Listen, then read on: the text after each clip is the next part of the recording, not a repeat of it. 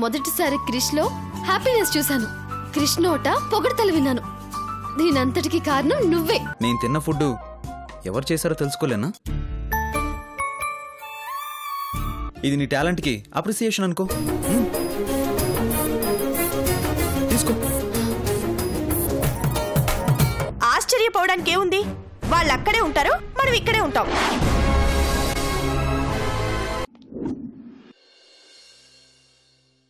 భూదేవి చెప్పింది కూడా నిజమే కదరా?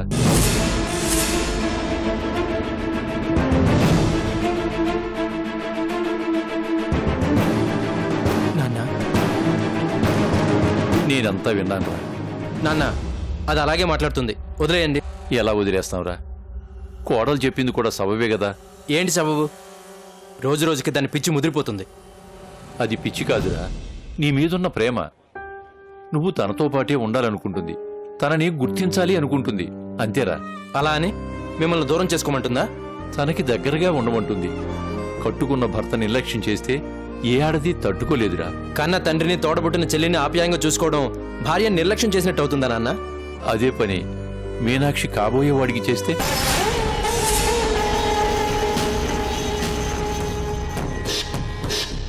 అవునరా, రేపు మీనాక్షిని చేసుకోబోయేవాడు తన తల్లిని చెల్లిని నెత్తిన పెట్టుకుని నీ చెల్లిని నిర్లక్ష్యం చేస్తే మనం భరించగలమా? ఒప్పుకోగలమా?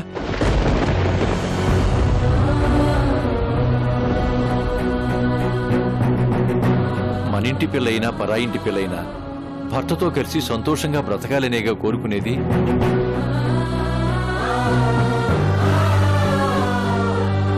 ఆ సంతోషానికి మేము అడ్డు కూడా కాకూడదురా. ఏంటి నాన్న, మీరు వేరు నేను వేరు అన్నట్టు మాట్లాడతారేంటి? అసలు అలా ఊహించుకోగలమా? మనం వేరే అని ఎవరన్నారా? మీ భార్యాభర్తలు ఒకటి అంటున్నాను.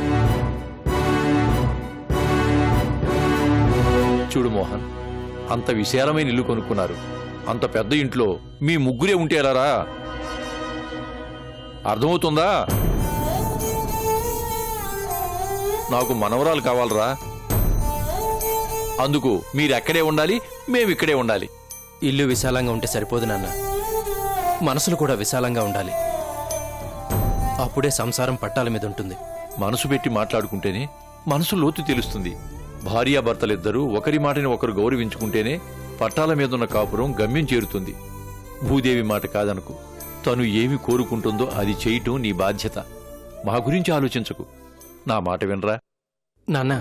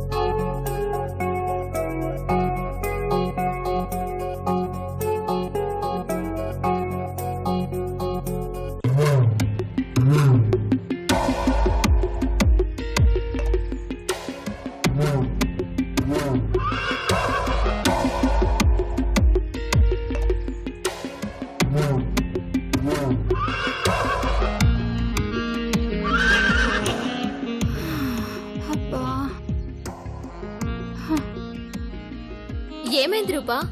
Totally disturbed. దేనికి? మన ఎండి క్రిష్ సార్ ని చూస్తుంటే జ్యూస్ చేసుకుని తాగాలనుందే. షటప్, బాస్కి తెలిస్తే? ఆయన ఏమన్నా శ్రీరామచంద్రుడా? నీకో విషయం తెలుసా? మన బాస్ కి గల్లీకో గర్ల్ ఫ్రెండ్ ఉందంట. అయితే మనకెందుకు పడట్లేదా అని చూస్తున్నా.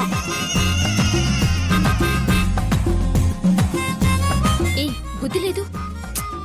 ఆప్షన్ లేదమ్మా. బాస్ ని పటాయించావనుకో నో వర్క్. ఎప్పుడు పడితే అప్పుడు లీవులు పెట్టేయచ్చు. మనం ఏ తప్పులు చేసినా కుక్కిన పెన్లో పడుంటాడు.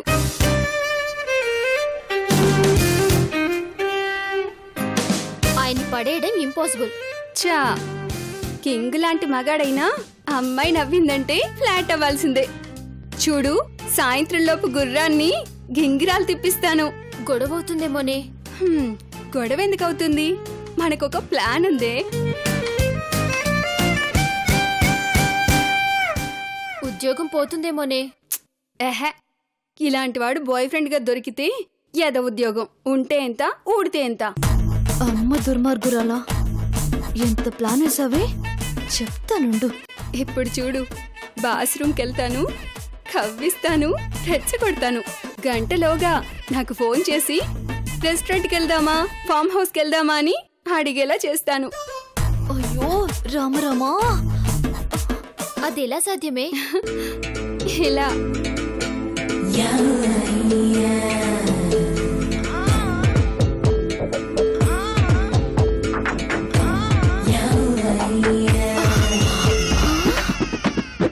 ఎంతకు తగ్గించావే. బటన్ తీస్తేనే పడిపోతాడా? అందుకే నా టైలర్ షాప్ వాడు షర్ట్కి 2 బటన్సే పెట్టాడు. ఓరి దేవుడు, బాస్ దగ్గరికి వెళ్ళాక ఒక్కొక్క బటన్ కి పని చెప్తాను.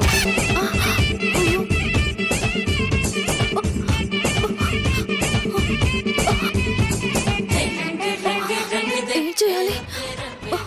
ఇదేమో టెంప్ట్ చేసేలా ఉంది.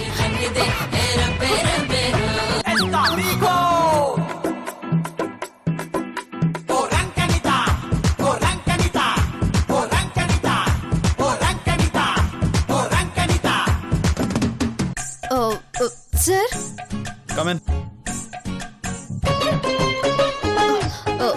సార్ అది చెప్పు మీనాక్షి. సార్ అది సార్ మరి ఏంటి? కాఫీ తాగుతారా? వద్దు. పోనీ టీ తాగుతారా? వద్దు, డిస్టర్బ్ చేయకు, వెళ్ళు. అలాగే సార్. సార్, ఏదైనా అవసరం ఉంటే పిలవండి.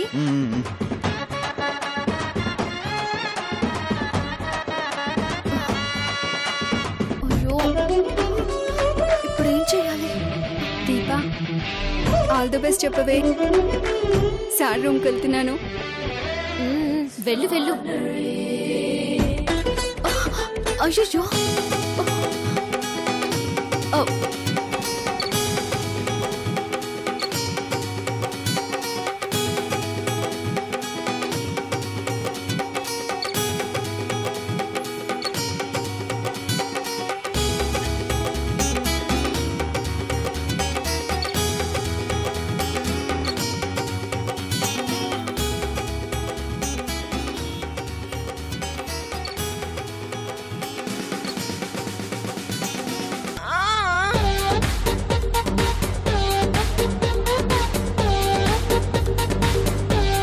మే ఐ కమ్ ఇన్ సార్? కమెన్.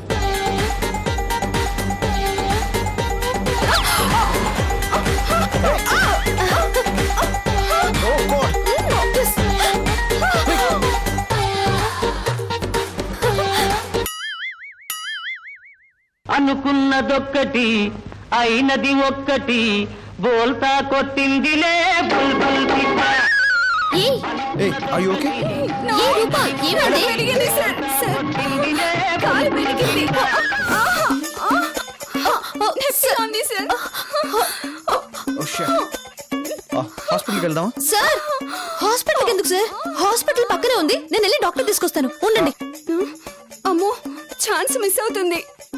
అమ్మా సార్, సార్ పెయిన్ పెయిన్ అసలు భరించలేకపోతున్నాను. హాస్పిటల్కి వెళ్దాం.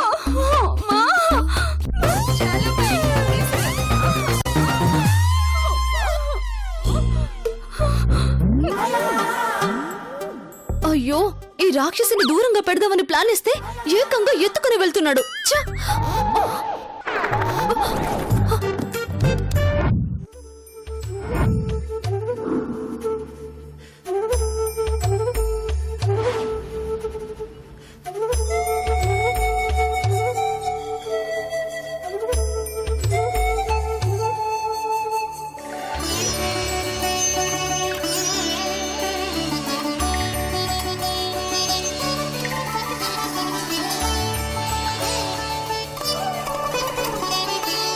ఎంత చూసినా ఆ డిజైన్స్ లో ఉన్న గొప్పతనం మనకు తెలియదు సార్. ఎందుకు తెలియదయ్యా? ఇద్దరికీ న్యాయం చేయాలంటే దీనిలో ఉన్న గొప్పతనం మనకు తెలియాలి.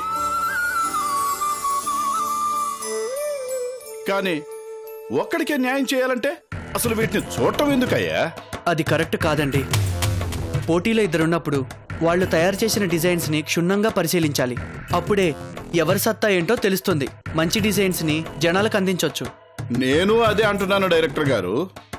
ఎప్పుడు క్రియేటివిటీని కిల్ చేయకూడదు, మహాపాపం. అందుకే వీటి మీద పూర్తిగా అవగాహన ఉన్న ఓ వ్యక్తిని పిలిపిస్తున్నాను. అతనే ఈ డిజైన్స్ లో ఏది బెస్టో డిసైడ్ చేస్తాడు. నమస్కారం సార్. నమస్కారం, రండి. రామయ్య అంటే నేనే సార్. రండి రండి, కూర్చోండి. పర్వాలేదు సార్. పర్వాలేదు, కూర్చోవయ్యా.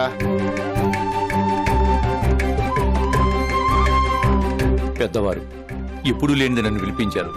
విషయం ఏమిటి సార్? పనిపడే పిలిపించాలేవయ్యా. నీ గురించి చాలా మంది చాలా గొప్పగా చెప్పారు. మీరు మంచి పెయింటర్ అంట కదా? ముందు చేనేత కార్మికుణ్ణి, ఆ తర్వాతే పెయింటర్ను సార్. మగ్గం అన్నం పెట్టలేదు, అందుకే కుంచి పట్టుకున్నాను. మీరు ఇంత మంచి ఆర్టిస్ట్ అయినా కూడా ఎందుకని మీకు సరైన గుర్తింపు రాలేదు? పరిస్థితులు అనుకూలించక. అందుకే మీలాంటి మేధస్సున్న వాళ్ళు మరుగున పడిపోకూడదు కాబట్టి మీ విద్వత్తుకు తగ్గ పనప్ప చెప్పబోతున్నాను. ఏమిటి సార్ అది? ప్రపంచమంతా ఫ్యాషన్ వైపు పరుగు తీస్తున్న రోజులివి. అందుకే మా గవర్నమెంట్ కొన్ని డిజైన్స్ ని స్వయంగా జనానికి అందించాలని ఓ ప్రాజెక్ట్ రెడీ చేసింది. అందులో వివిధ కంపెనీలు పాల్గొంటున్నాయి. ఎవరి డిజైన్ అయితే ది బెస్ట్ అని తేలుతుందో వాళ్ళకే ఈ ప్రెస్టీజియస్ ప్రాజెక్టు అప్పగించాలని నిర్ణయించుకుంది.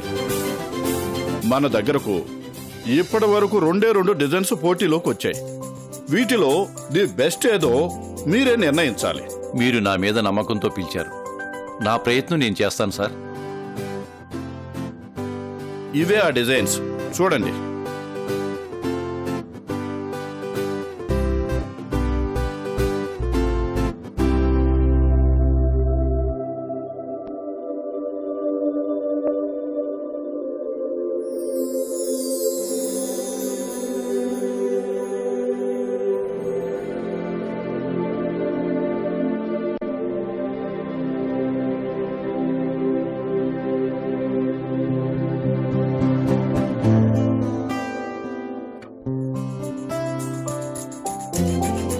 నిజానికి నాకు ఈ డిజైన్ చాలా బాగా నచ్చిందండి. ఈ రెండోది అంతగా బాగోలేదని నా అభిప్రాయం. లేదు సార్, ఈ 2 అద్భుతమైన డిజైన్స్. ఎలా చెప్పగలిగారు? ఇందులో వాడిన ఫ్యాబ్రిక్స్, కలర్స్ అన్ని పరిగణలోకి వస్తాయి సార్. కలర్స్ లో ఏముంటుందయ్యా? కలర్స్ కూడా ఇంపార్టెంట్ సార్. ఇవి న్యాచురల్ కలర్సా కెమికల్ కలర్స్ అనేది చూడాలి. వీళ్ళిద్దరూ న్యాచురల్ కలర్సే వాడారు. వాడితే ఎందుకు వాడారో తెలుసుకోవాలి. దారం నుండి కలర్స్ వరకు ప్రతిదానికి ఓ పర్పస్ ఉంటుంది. ఇవన్నీ వీటిని డిజైన్ చేసిన వాళ్ళని అడగాల్సిన ప్రశ్నలు సార్. అబ్బో, చాలా విషయం ఉందే. సరే, ఓ పని చేద్దాం. ఈ డిజైనర్స్ ఇద్దరిని పిలిపిస్తాను. అప్పుడు మీరే వాళ్ళ ముందు కూర్చొని క్వశ్చన్ చేయండి. మీకు ఎవరు రైట్ పర్సన్ అనిపిస్తే వాళ్ళకి ఈ ప్రాజెక్ట్ అనౌన్స్ చేద్దాం. ఏమంటారు? మీరు ఎలాగంటే అలాగే సార్. 4 రోజుల్లో కాంపిటీషన్ కి ఏర్పాట్లు చేయండి సార్. సరే సరే, ఇక మీరు బయలుదేరొచ్చు. సరే సార్. వస్తాం సార్. ఉంటాం సార్. నమస్కారం. నమస్తే సార్. మీరు దీని మీద కాస్త కసరత్తు చేయండి. మీకు మంచి పేరు వస్తుంది. ప్రభుత్వం దృష్టిలో పడతారు. తప్పకుండా సార్, వస్తాను. మంచిది.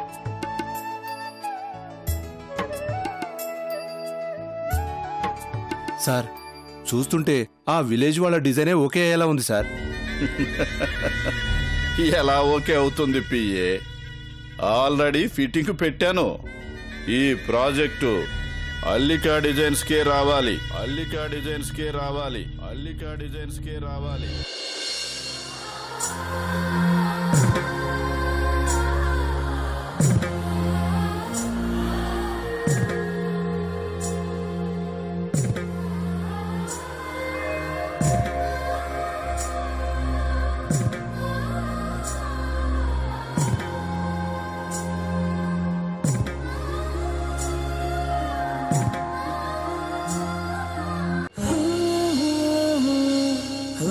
హాయ్.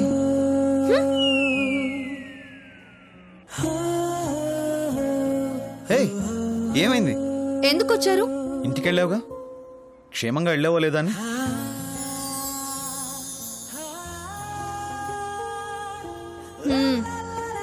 ఏ రాకూడదా? కూడదు, అస్సలు కూడదు. ఏ ఎందుకని? మీ మీద నాకు ఇంతవరకు కోపం ఉంది. కోపమా? నా మీద? నేనేం చేశాను మీనాక్షి? ఏం చేశారా? అబ్బా, ఎలా అడుగుతున్నాడో చూడండమ్మా. పాలు తాగే పసిపిల్లల్లా. హే, ఏమైంది? ఎంత యజమానైతే మాత్రం ఆడపిల్ల రాగానే అలా మీద పడిపోవడమే. నేనా? ఎప్పుడు ఎక్కడ? ఏం మాట్లాడుతున్నావు? ఇందాక ఆఫీస్లో పెద్ద వస్తాదులాగా ఆ అమ్మాయిని ఎత్తేశారుగా. ఓ అదా, అమ్మాయి పడిపోయింది కదా. అది పడిపోలేదు, మిమ్మల్ని పడగొట్టాలని వచ్చింది. వాట్? వాటే. అరే, ఎవరు ఎలాంటి వారో ఆ మాత్రం కనిపెట్టలేరా? డాక్టర్ వచ్చేదాకా ఆగొచ్చు కదా. మీనాక్షి, అప్పటిదాకా వెయిట్ చేస్తే ఆ అమ్మాయి పెయిన్ భరించలేదు. అలాగని దాని బరువు మీరు మోయాలనుకున్నారా? అయ్యో, ఎంతైనా ఆడపిల్ల కదా. అది ఆడది కాదు, గాడిద. అందుకే కావాలని షర్టు పైన 2 బట్టలు తీసేసి మరీ వచ్చింది. చిచి. పోనీలే మీనాక్షి, అయినా నాకేం కనపడలేదు. అంటే కనబడితే చూసేస్తారా? ఓ అయ్యో, నా ఉద్దేశం అది కాదు, చూడలేదు అని. మాట్లాడకండి. ఎంత ప్లాన్ చేశాను, అయినా చివరికి మీరే దాన్ని తాకాల్సి వచ్చింది. తాకితే వాట్? తాకకూడదు, అంతే. అవును, నేను ఆ అమ్మాయిని ఎవరినో తాకితే నీకెందుకు కోపం వస్తుంది? అవును, నాకెందుకు కోపం వస్తుంది? చెప్పు. ఏమో, నాకు తెలీదు. నాకు కోపం వస్తుంది, అంతే.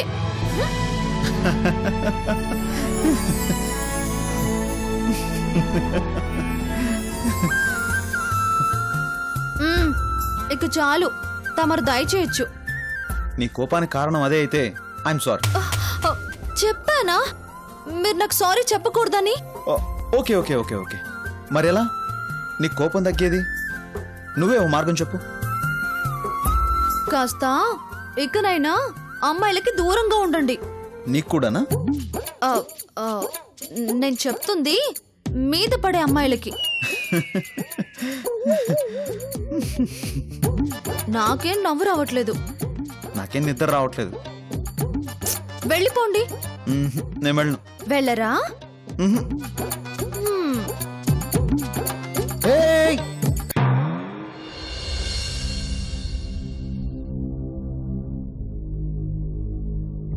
అంకుల్, మీ దగ్గర పవర్ ఉంది, మా దగ్గర పలుకుబడి ఉంది. అయినా ఎందుకు ఈ కాంపిటీషన్? ఆ ప్రాజెక్ట్ గురించి ఇంత టెన్షన్ పడాలా? చూడు క్రిష్, మనం ఒక రోడ్లో బెంజ్ కారులో వెళ్తున్నాం, కానీ మనం అవతల రోడ్లోకి వెళ్ళాలి. డివైడర్ ఎక్కే పవరు మన కారుకుంది, ఎక్కించే సత్తా మనకి ఉంది. అయినా ముందుకెళ్ళి యూటర్న్ తీసుకొని మరి ఎందుకు అవతల రోడ్లోకి వెళ్తాం? అది రూల్. ఇది కూడా అంతే. అడ్డదారిలో వెళ్తున్నప్పుడు 100 మంది కళ్ళు మన మీద పడతాయి. ఆఖరికి బేల్పూర్ అమ్ముకునేవాడు కూడా రూల్స్ చెప్తాడు. అలాంటప్పుడే కదా అంకుల్ పవర్ ఉపయోగించాలి. నేను వేసుకున్నది కాకి బట్టలు కాదు నాయనా, కద్దరు. పబ్లిక్ గా రూల్స్ బ్రేక్ చేయకూడదు. గోమాతను చంపినంత మహాపాపం అవుతుంది.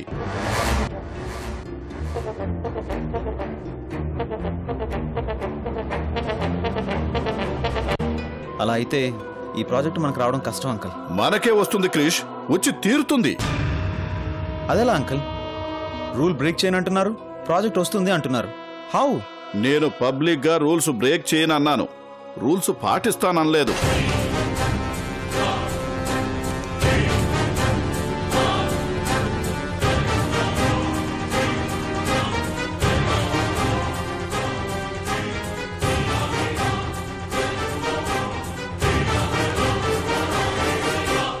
మీరు చెప్పింది ఏది నాకు డైజెస్ట్ కావడం లేదు. ఎందుకంటే మన డిజైన్ మీద మనకెంత నమ్మకం ఉంటుందో అవతల వాడి వర్క్ మీద వాడికి అంతే నమ్మకం ఉంటుంది. అపోనెంట్ సరైన పోటీని ఇస్తే మనం ఏం చేసినా లాభం లేదు. క్రిష్, రన్నింగ్ రేసులో పాల్గొనేవాడికి కాళ్ళుంటే సరిపోదు, ఆ కాళ్ళకి షూస్ కూడా ఉండాలి. కానీ వాళ్ళు ఆ షూ కొనే స్థితిలో కూడా లేరు. అవి ప్రొవైడ్ చేయడానికే కదా స్పాన్సర్స్ ఉండేది. కానీ లేరుగా. వాళ్ళ ప్రోడక్ట్ పోటీలో ఉండాలంటే 100 కోట్లు పెట్టుబడి చూపించాలి, లేదా పెట్టే మనిషిని చూపించాలి. కానీ వాళ్ళకి రెండూ లేవు. అందుకే మన దగ్గరకు వస్తారు.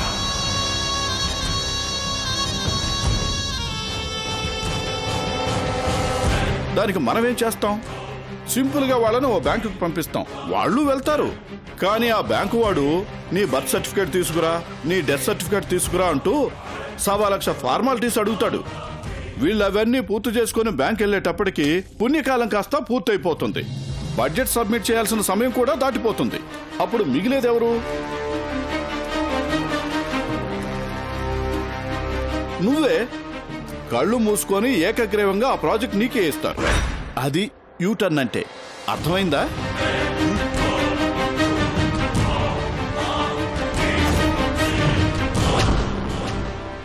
వద్దు క్రిష్. అక్కడ చూస్తేనేమో మనకు పోటీగా అలీకా డిజైన్స్ వాళ్ళు. ఏమన్నా? మనకు పోటీ అలీకా డిజైన్సే కదరా. ఇప్పుడు నువ్వు పనిచేస్తున్న కంపెనీ ఉంది కదా, దాని పేరేంటన్నావు? అలీకా డిజైన్స్. అల్లికా డిజైన్సా? ఏ సెక్షన్లో పనిచేస్తున్నావు?